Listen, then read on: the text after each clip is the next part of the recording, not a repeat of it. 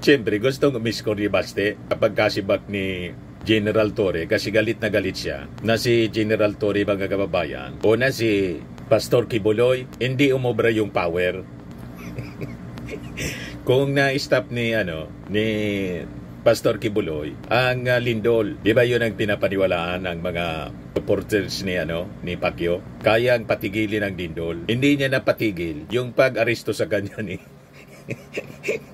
General Torre. So napatunayan na hindi siya son of God, kundi anak siya ng tatay niya lang. Di ba? Wala man kapangyarihan, walang power other than kilikili power. Kasi hindi na haros makapaligo si Pacquiao sa kakatago.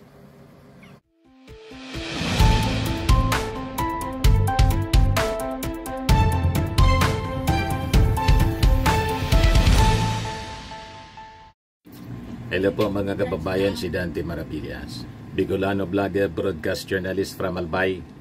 So pag-usapan natin mga kababayan, pag-usapan pa rin natin yung pagkasibak ni General Torre kasi ang latest ngayon, ang sabi may offer si General Torre na another government position. Actually, kahapon pa ito lumitaw.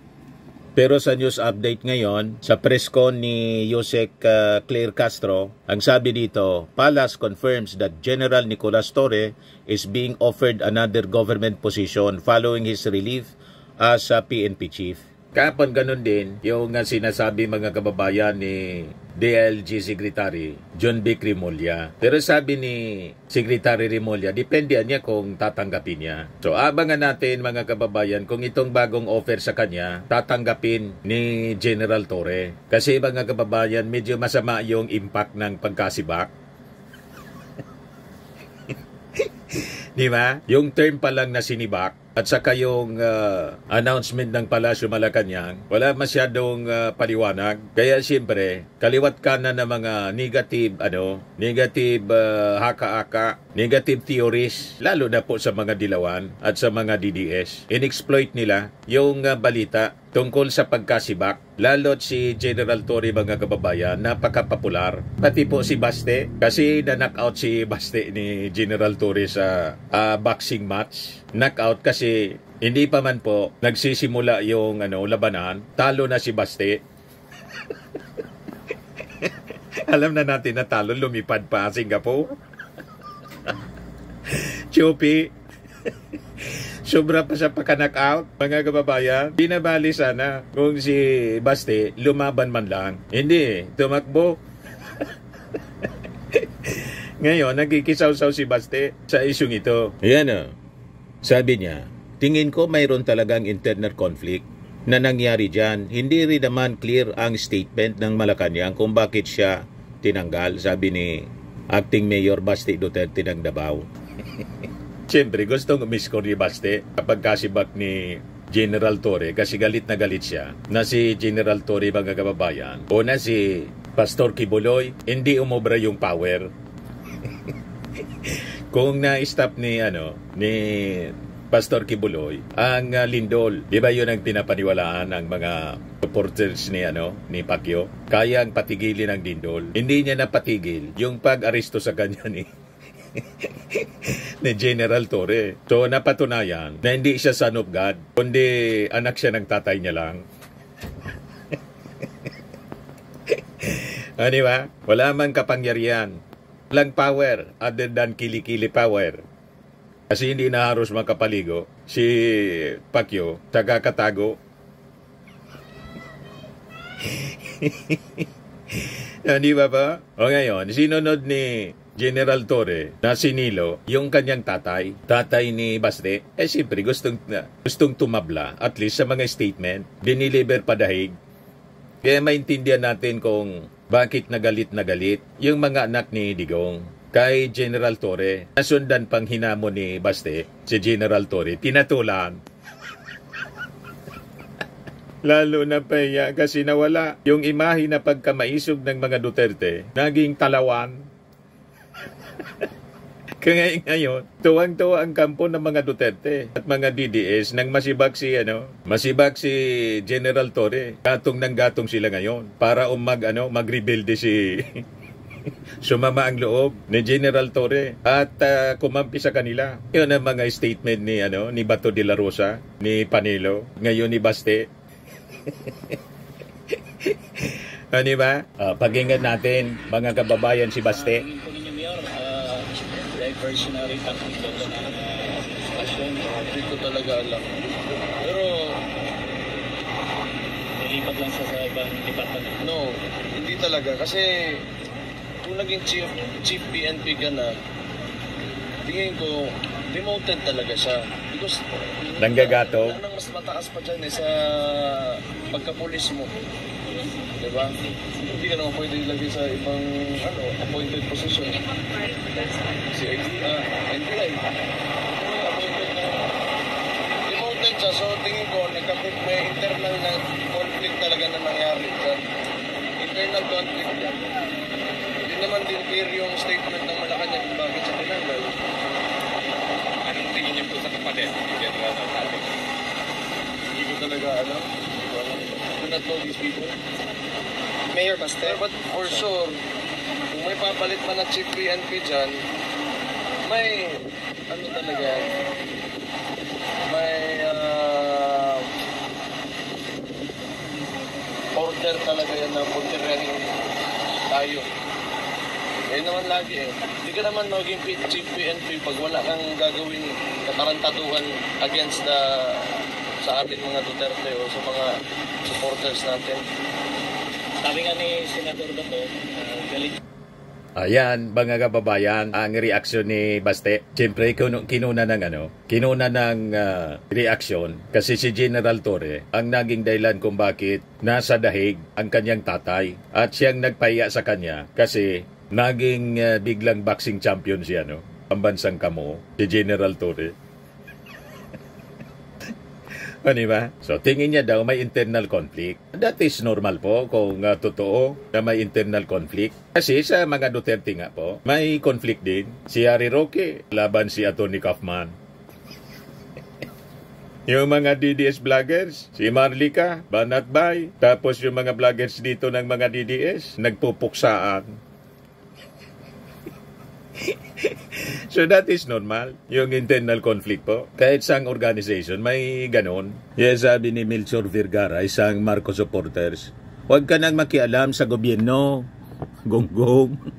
Ang problemahin mo kung paano nyo itatakas yung natatay mo, gaya ng gusto ng ate mong si Sara. Sabi kasi ni Sara, i-jailbreak na si Digong, i-jailbreak.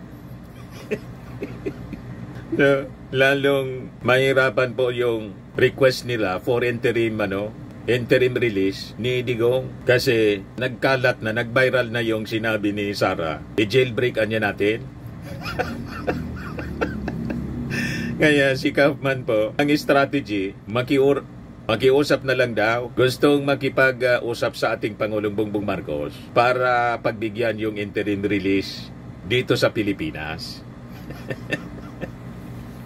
You see, tumiklop si Digong. Sabi nga natin, kasi hindi man ito sasabihin ni Atty. Kaufman kung hindi niya nakausap si Digong at hindi binasbasan yung sinasabi ni Kaufman na gusto niyang makipag-usap sa ating Pangulong Bongbong Marcos para sa interim release. You see? Ngayon, sabi nga natin, kung pagbibigyan, ang mangyari niyan, parang kumuha ng malaking tipak na bato, ng maso na lang siguro. Parang kumuha ng maso, yung ating Pangulong Bongbong Marcos na yampas niya sa kanyang sariling ulo.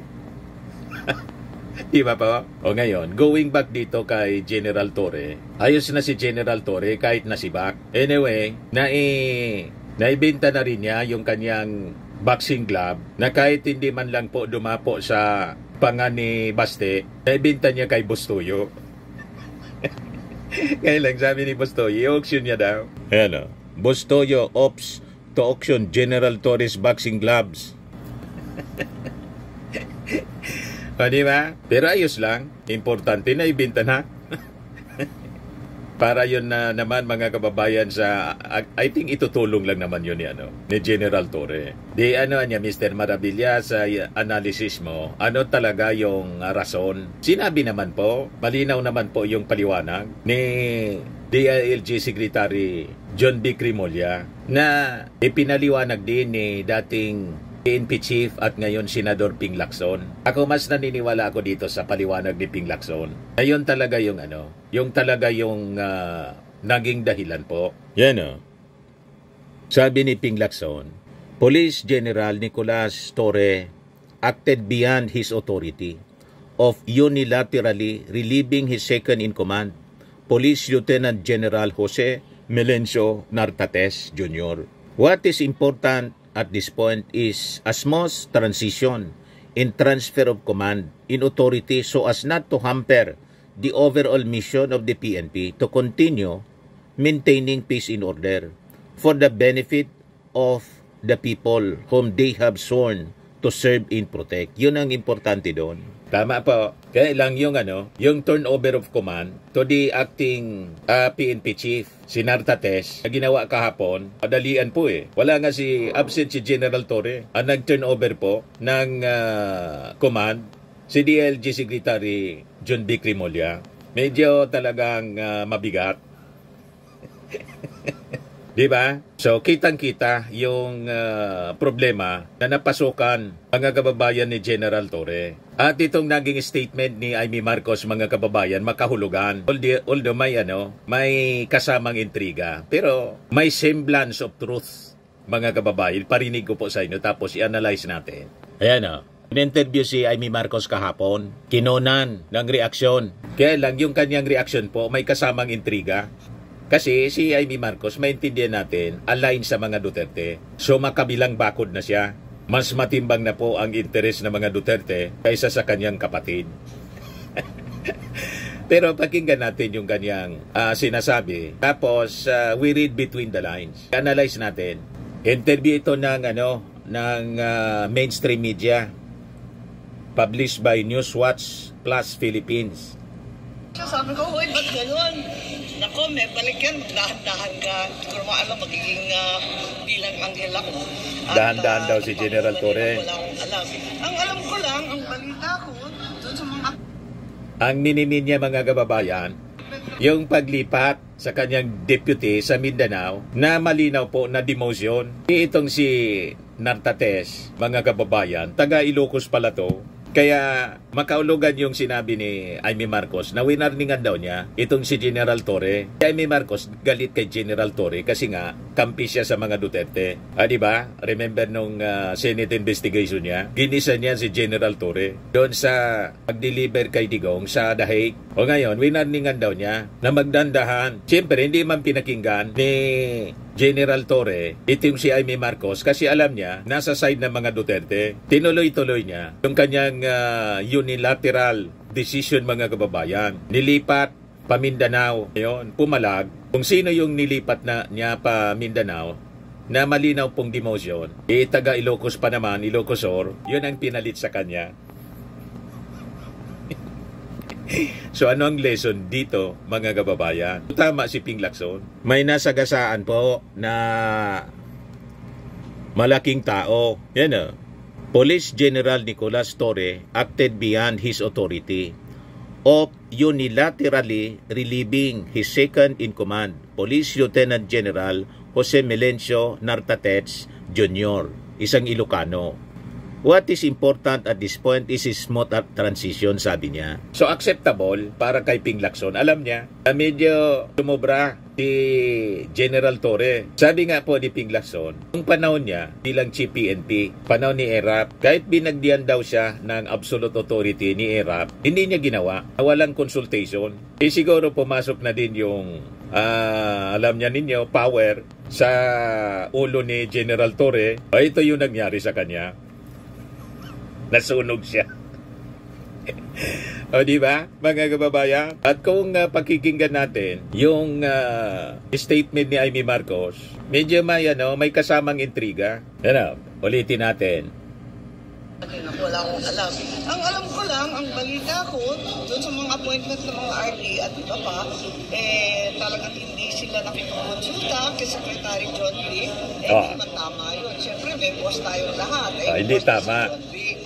At ikalawa, masyadong maingay at maugong na nagmamalaki yung ibang classmate niya, natatakbong presidente o vice-presidente sa 2028. At nakita na nakapasok. May kasamang intriga. At sabi ko nga nung iba, hindi lang pala politiko ang EPAL. Kaya parang inaabangan na rin inaabangan na rin ng ibang tao dahil may nadidinig na pang-aab. So ma'am, namumuliti ka na rin siya? Nag-start ka na? Namumuliti ka, si General Torre. Parang yun yung sense ng ibang kapulisan. Naririnig lang ako. Yun ang dahilan, you think, ma'am? Hindi ko alam kung ano yung dahilan. Ang alam ko lang na Nagtanim ng intriga si Amy Marcos. Tungkol sa mga appointment na naiiba yung kay SING. Hindi naman maaring ganun. Dapat naman talagang magkasundo sila.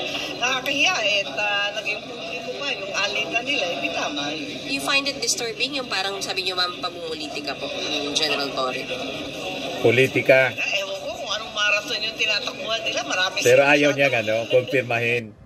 So si Amy Marcos, mga kababayan, bilang kakampi ng mga Duterte, nagtatanim ng intriga sa administrasyon ng ating Pangulong Bongbong Marcos. Na kaya sinibak si General Torre kasi nag-ambisyon sa politika. Masyadong maingay. At ito na daw yung mga pinofloat ng mga classmates ni General Torre. Pwedeng si General Torre tumakbong presidente bigla kasi napaka-popular. Kung hindi presidente, vice-presidente.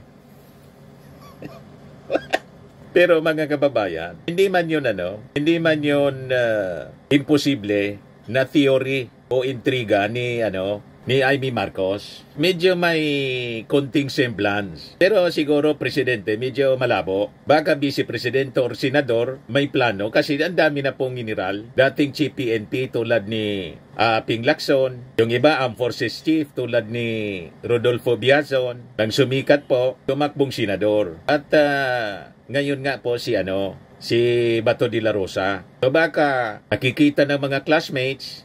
May appeal kasi itong si General Torre. May mga gustong magtulak sa kanyang presidente, vice-presidente or senador. Nasunog siya.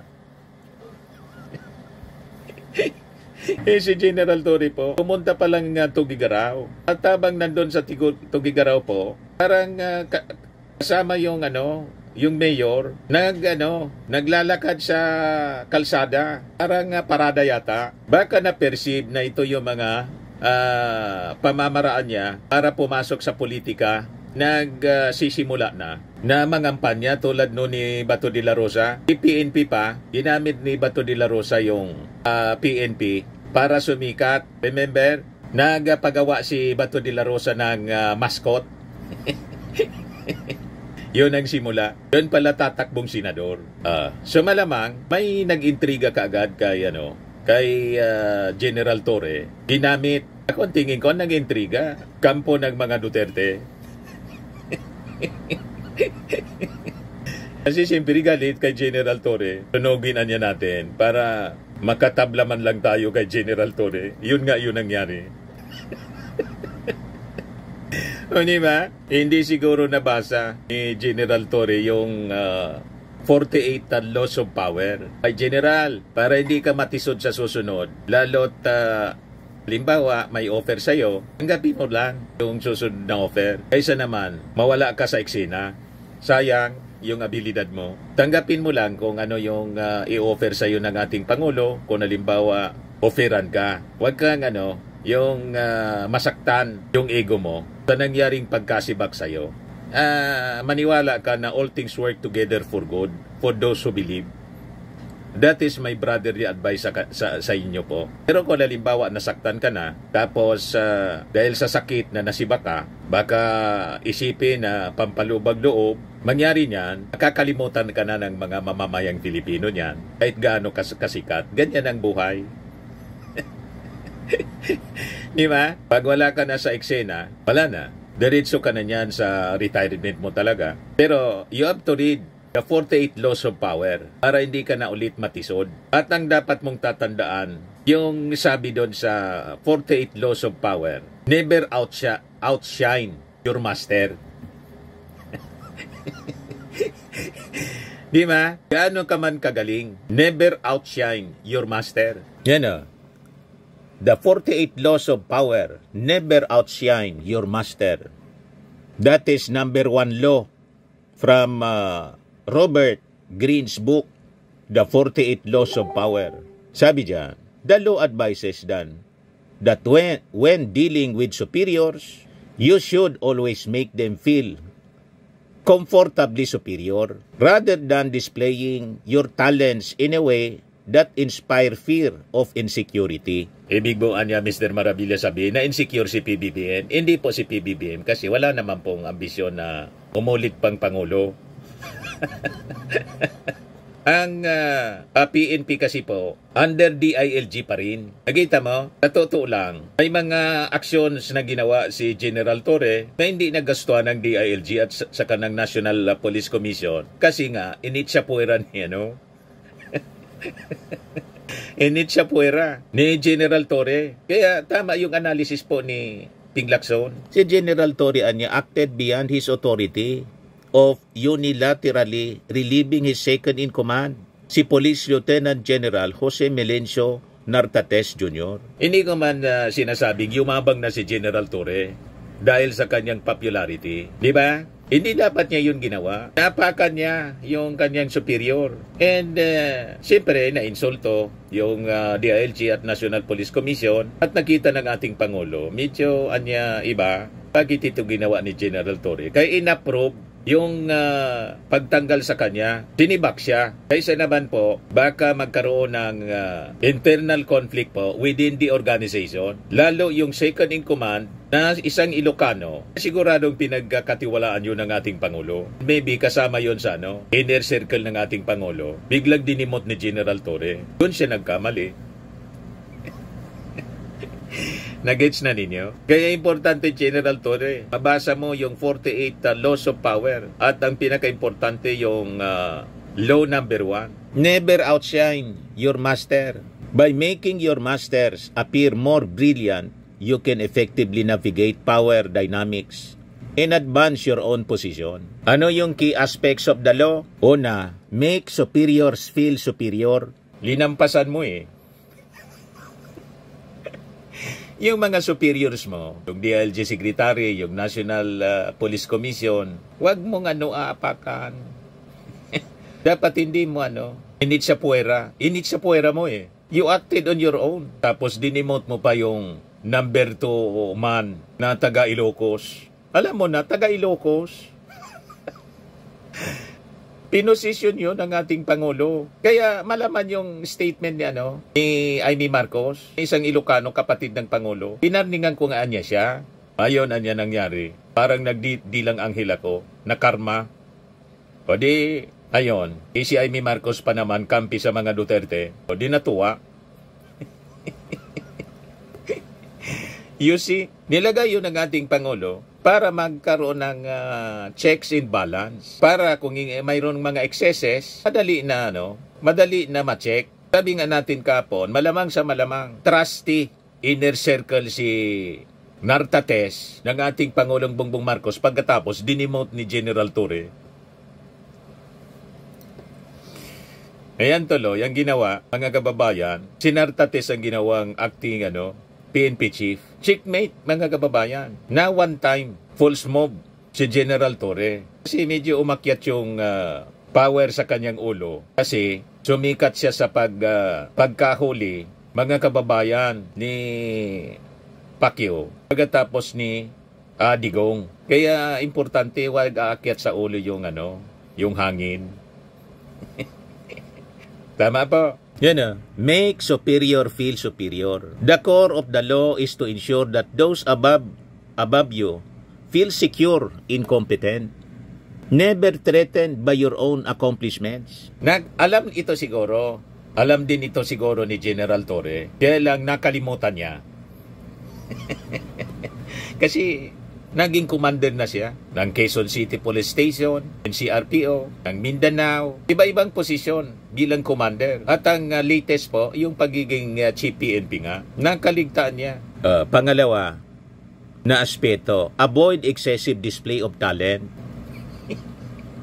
Masyado kasi ginalingan. Ayan tuloy, nagmukhang mga inutil yung mga nakapaligid sa kanya. Ayun ang ibig sabihin ni Amy Marcos, masyadong maingay, masyadong malakas. Nasobrahan sa lakas.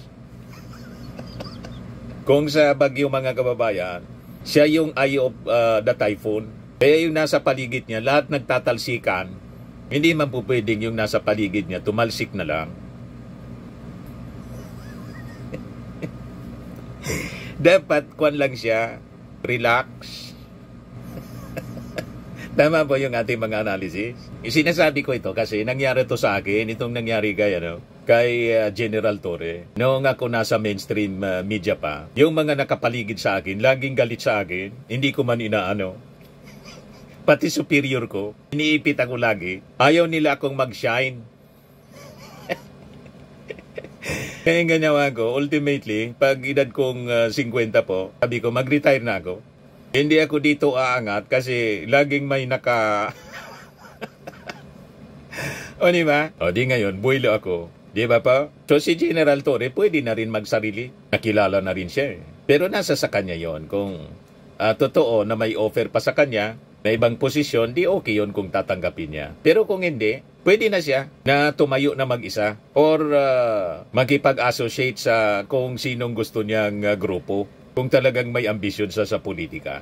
Tama pa? Hindi sana niya kaagad pinahalata. Ito po yung medyo nalata kaagad siya. General Torre with Mayor Myla in Tuguegarao City. Astig General Torre. Yan medyo nalata na siya rito. May pakaway-kaway pa. Siyempre, magsusumbong, Tuguegarao City pa naman ito. At kasama niya, si Mayor Myla ng Tuguegarao City. May pakaway-kaway. So, iisipin, siyempre, na kitaan siya ng butas. Ginagamit mo niya yung PNP para mamuliti ka. May pakaway-kaway. Yon mga kababayan, ang sinasabi ni Amy Marcos. Of course, siyempre, magiging negative ang dating nito sa ating administrasyon kasi ang implication, napag-initan si General Torre. Di ba? Ang tingin pa naman kay General Torre, matuwid na general. Stig nga na wala pong inaatrasan. Kaya lang sumubra, mga kababayan, nagpalata kaagad, nasunog. Lalo't nakitaan ng problema. Actually, yung pag-relieve sa kanya, pagsibak sa kanya, legit po. Tulad ng sinabi ni Ping Lacson, legit yun. Yan acted beyond his authority. Yung aksyon niya, lumampas sa kanyang power, kanyang authority. So, madaling sabi, legit yung aksyon. Yan balikan natin. Avoid excessive display of talent. While you should be competent, overdoing the display of your skills can inadvertently trigger insecurities in your superiors, leading to negative consequences. Masyadong malakas malakas yung dating ni General Torre. Ma-appeal pa naman. Ayun, yun ang negative consequences ng masyadong marunong. Kaya kung masyado kang marunong, kasi competent ka naman talaga, pag masyadong palata, yun ang sabi sa Bible, he who humbles himself shall be exalted, and he who exalts himself shall be humbled. Yun ang nangyari kay General Torre. Tingin na tuloy sa kanya, ang mga nakapaligid sa kanya, yumabang na. Kaya yon, pinisa kaagad. O di ba pa? Sabi dito, attributes to success. This law highlights the importance of patience, diplomacy, and self-awareness in navigating hierarchical structures in power dynamics. Examples and consequences. Nicolas Fouquet's downfall. The finance minister, Nicolas Fouquet, threw a lavish party for King Louis XIV, aiming to win favor. However, the spectacles were so impressive, they overshadowed the king, making Fouquet's brilliance seem like a threat to the king's authority, leading to his imprisonment. Kita ninyo? Ganon din yung nangyari sa pamilya Diskaya. Masyadong nag-display ng kayamanan. Nag-backfire sa kanya lahat. Pati yung Bureau of Customs, papaimbestigahan na yung 40 mga luxury vehicles niya. At siyempre si Vico Soto, dahil sa pag-display niya ng sobrang yaman, ayan tuloy, nadamay pati si Corina Sanchez saka si Julius Babao. Nakita ninyo ang consequences? Of course, alam natin na na-involve sa mga flood control projects na anomalous. So kabit-kabit na po 'yon, minalas. Kaya hindi maganda ang masyadong malakas ang dating. Dapat humble lang tayo. Yan Fear, insecurity. A superior who feels outshone may respond by firing you even if they cite poor performance because you have triggered their ego and insecurity. Na-trigger po yung ego and insecurity. Malamang ito rin yung nangyari kay General Torre. At may pakaway-kaway pa siya. Nalata agad yung intensyon. Gagamitin na niya yung buong PNP sa kampanya. Na videoan. Pagkatapos may mga kaklase na ang sabi, siguro sa sobrang excitement, sikat na si General Torre, ayun, pinangalanda ka na may plano magpresidente, vice-presidente. Yun. Malamang senador man lang po yung plano. Naalata agad. Di ba po, mga kababayan? So sabi dito, in essence, the law encourages humility in a keen understanding of ego-driven power dynamics, suggesting that subtle contributions and the ability to elevate your superior will lead to greater personal advancement than overt displays of your own capabilities. So dapat humble lang. Kahit masyado kang magaling, pag mong i-display masyado yung galing mo, na ma-insecure na tuloy pati yung superior mo. Lalo't pag sa mga desisyon na kailangan desisyonan ng superior mo, irerespeto mo ang desisyon ng superior mo. Wala Tinolo ni General Torre yung reorganization ng PNP. Para hindi po magkaroon ng malaking gulo within the organization, sinibak mga kababayan si General Torre. At ang sabi ngayon, may offer kay General na ibang posisyon sa gobyerno. Ang mga theories, baka gawing head ng komisyon, investigating agency para sa flood control. Hinay-hinay rin siya dyan sa alimbawa ganon. O kung hindi, baka niya NBI, ipalit kay outgoing resigned NBI Director Jaime Santiago. Sabi naman po ni Attorney Falsis, bagay si General Torre kasi action man na ilagay as DPWH Secretary. Whatever, kailangang mabasa muna ni General Torre yung 48 laws of power. Pag hindi, mauulit sa kanya. Baka hindi lang 84 days yata sa pagiging Chief PNP. Napaka-iksi ng kanyang turno. Pag nagkataon, baka 1 month lang o 2 weeks. Tibak agad uli siya. Di ba po? Ito si General Torre, nagpasalamat sa mga supporters matapos masibak bilang PNP Chief. Salamat po sa suporta nyo, ani Torre, sa kanyang verified Facebook account nang ibahagi niya ang post ng isa niyang fan page. Saad sa post ng Chief Torre, the People's General page, sa bawat laban, sa ringman o sa serbisyo, ang tagumpay ay laging para sa taong bayan. Medyo may kulay politika na talaga yung mga statement ni General Torre. Dapat hindi na niya ito ginawa. Lalo na ko-confirm tuloy. Di ba? Yan tinig politiko na po si General Torre.